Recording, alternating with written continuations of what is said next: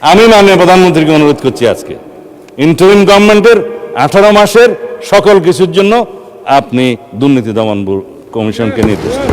অন্তর্বর্তীকালীন সরকারের 1.5 বছরের একটা অস্থির সময় ছিল, যমুনার অভ্যন্তরে আর যমুনার কিনারে মিলিয়ে আপনি জানেন।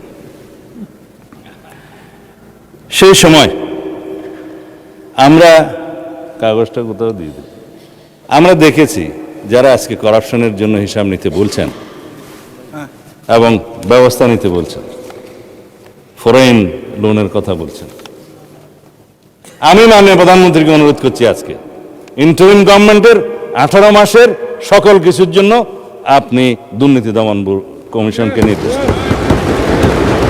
করাপশন কোথায় হয়েছে, কিভাবে হয়েছে, কারা করেছে, সবকিছু ফাইন্ড আউট হোক। কারণ ভিত্তি হচ্ছে টিআইবি গত কয়েকদিন আজকে একটা রিপোর্ট দিয়েছে, আপনারা পত্রিকায় শুনেছেন। সর্বোচ্চ দুর্নীতি হয়েছে ইন্টারিম গভর্নমেন্টের সময়ে, সেই দুর্নীতির পরিমাণ আমি বলছি না, পত্রিকাটা এখন আমার কাছে নেই, সবাই নিশ্চয়ই দেখেছেন। তো তারা তো এক্সামশন পেতে পারে না। এখন এটা তাহলে আর পড়ি না। আর এই একটা অস্থির সময় পার হয়ে নির্বাচন আদায় করতে হয়েছে মাননীয় স্পিকার আমাদের। এখন আমার বন্ধু মানে এমপি নাহিদ সাহেব বললেন আমি নাকি এখানে একটা সরল স্বীকারোক্তি করেছি যে অনেক কিছু আপোষ করে আমরা জুলাই সনদে সই করেছি।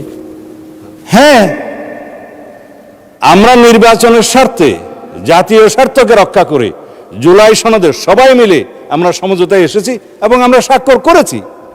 হয়তো আমরা ওই সমস্ত পয়েন্টে একমত নাও হতে পারতাম, কিন্তু জাতির স্বার্থে আমরা সেটা আপোষ করেছি। এটা কেন মিস ইন্টারপ্রিট করা হচ্ছে?